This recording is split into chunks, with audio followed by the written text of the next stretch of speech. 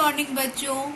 हम लोग last class में विटामिन खत्म कर चुके हैं, तो विटामिन के बाद हम लोग अगला पोषक तत्व जो पढ़ेंगे वो है मिनरल्स, मीन्स खनिज लवण। और एक खनिज लवण जो है हमारे शरीर में कुछ मात्रा में ही पाए जाते हैं, लेकिन ये हम प्रोटेक्ट करने के लिए, आप पहले भी बता चुके हैं कि विटामिन और खनिज लवण जो होते हैं वो प्रोटेक्टिव आहार है, मीन्स हमारे शरीर में रोग प्रतिरोधक क्षमता उत्पन्न करते हैं। तो ये जो मिनरल्स है, खनिज लवण है, वो टोटल कितने हैं? नंबर में 24 है। कितने हैं? 24। और ये 24 जो है, अभी तक हम लोग कार्बोहाइड्रेट, प्रोटीन, विटामिन सब के बारे में पढ़े हैं। ये कार्बन से बने होते हैं, कार्बन, हाइड्रोजन, ऑक्सीजन और अन्य एलिमेंट्स के बने होते हैं। लेकिन ये जितने भी हमारे मिनरल्स 24 मिनरल्स हैं वो क्या है? वो नॉन कार्बन्स है, मीन्स इनऑर्गेनिक है। ऑर्गेनिक नहीं है, ये कार्बन के नहीं बने हुए, अकार्बनिक पदार्थ है, मीन्स इनऑर्गेनिक एलिमेंट्स है।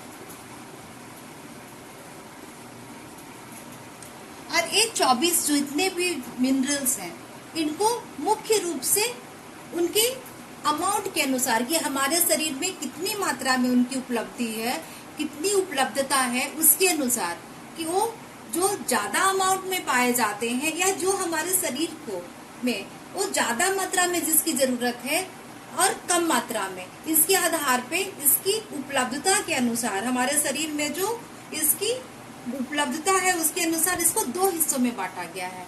पहला है मेजर ग्रुप। मेजर जो अपने आप में ही बता रहा है कि ये मुख्य तत्व, मीन्स एक मुख्य समूह है जो मिनरल्स, जो इनऑर्गेनिक एलिमेंट्स, जो खनिज लवण जो हमारे शरीर में वो अधिक मात्रा में चाहिए, उन्हें मेजर ग्रुप में रखा गया है। और दूसरा जो हमें कम मात्रा में चाहिए उसे दूसरे ग्रुप में रखा गया, जैसे इसको ट्रेस एलिमेंट्स कहते हैं। मीन्स खनिज लवण को 2 भागों में बांटा गया है, मेजर ग्रुप और ट्रेस एलिमेंट्स। अब हम बात करते हैं कि मेजर ग्रुप, तो मेजर ग्रुप में कौन कौन से खनिज लवण आते हैं? तो सबसे पहला है कैल्शियम, क्योंकि हम जानते हैं कि हमारे शरीर में जितने भी मिनरल्स हैं, जो हमारे शरीर का वजन होता है उसका 4% भाग जो होता है वो खनिज लवण से बना होता है। तो हम इसमें जो सबसे इम्पोर्टेंट है, क्योंकि हमारी हड्डियां, दांत सारे कैल्शियम्स के बने होते हैं, ये बहुत ही इम्पोर्टेंट हमारा मिनरल्स है। दूसरी फास्फोरस, कैल्शियम और फास्फोरस दोनों मिलकर के ही मुख्य रूप से हमारी हड्डियों, दांतों और शरीर के कई हिस्सों में पाया जाता है। पोटेशियम, उसके बाद सोडियम। ये हम जानते हैं कि पोटेशियम हमारे इंट्रासेलुलर फ्लूइड्स में होता है, मीन्स कोशिका के अंदर जो द्रव होता है उसके अंदर। और सोडियम जो है कोशिका के बाहर वाले द्रव में पाया जाता है, मीन्स अंदर पोटेशियम और एक बीच का इंटरसेलुलर डिस्टेंस में सोडियम पाया जाता है। जब हम स्पेसिफिक आएंगे इस पे तो हम तो सारा डिस्कस करेंगे, अभी बस हम थोड़ी थोड़ी बात कर रहे हैं। उसके बाद आते हैं मैग्नीशियम। मैग्नीशियम भी हमारे ब्लड में पाया जाता है। सल्फर वो खनिज लवण है जो हमारे प्रोटीन के साथ, आप लोगों को याद होगा कि हम लोग जब प्रोटीन पढ़ रहे थे तो सल्फर कंटेनिंग अमाइनो एसिड पढ़े थे, मीन्स जैसे कि मिथियोनिन, सिस्टीन, सिस्टाइन, ये सारे अमीनो एसिड में सल्फर पाया जाता है। और क्लोरीन भी एक मुख्य खनिज लवण है जो हमारे शरीर में रिक्वायर्ड होता है। अब हम अपने दूसरे हिस्से पे चलेंगे, वो है ट्रेस एलिमेंट्स। ट्रेस एलिमेंट्स में क्या आएगा? जो हमारे शरीर में कम मात्रा में जरूरत होती है।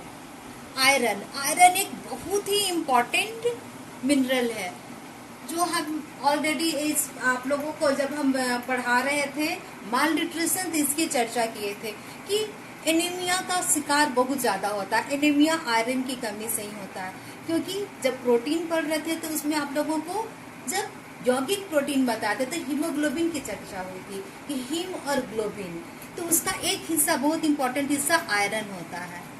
और इसी के कंटेंट से जब हम बताते कि उसको एनीमिया हो गया है तो क्या चीज की जांच होती है? उसको हीमोग्लोबिन की जांच होती है। हीमोग्लोबिन अगर उसकी जनरली अगर 12 से ऊपर फीमेल में तो बोलते कि नहीं वो ठीक है, लेकिन जैसे ही उससे नीचे आता है तो अलग अलग लेवल हीमोग्लोबिन इसका एनीमिया का हो जाता है।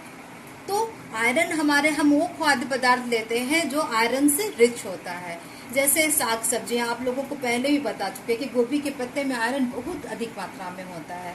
तो इस तरह से ये हमें कम मात्रा में ही रिक्वायर्ड होता है, लेकिन ये हमारे शरीर के लिए बहुत ही ज़रूरी है, क्योंकि ये हमारे रेड ब्लड सेल्स के अंदर ये पाया जाता है। दूसरा है मैंगनीज। मैंगनीज भी एक मुख्य पोषक तत्व है, खनिज लवण है। कॉपर भी हमारे इसमें ब्लड में पाया जाता है।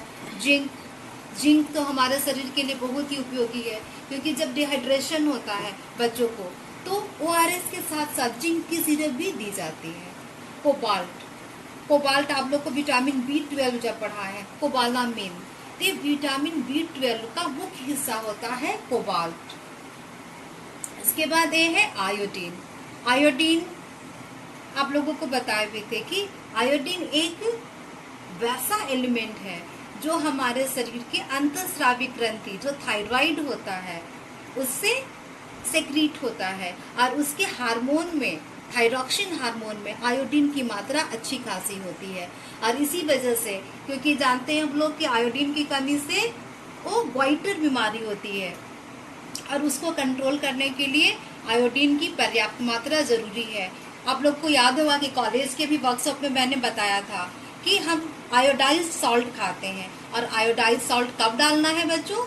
तो ये जब हम सब्जियां बनाते हैं तो लास्ट में डालते हैं, क्योंकि नहीं तो आयोडीन जो है उड़ जाता है। तो इस तरह से ये हमारे एक कितने हो गए, ये लगभग 24 खनिज, ये मुख्य 24 तो मैंने नहीं बताया है, लेकिन जो ये मुख्य खनिज लवण है हमने उनकी बात की है।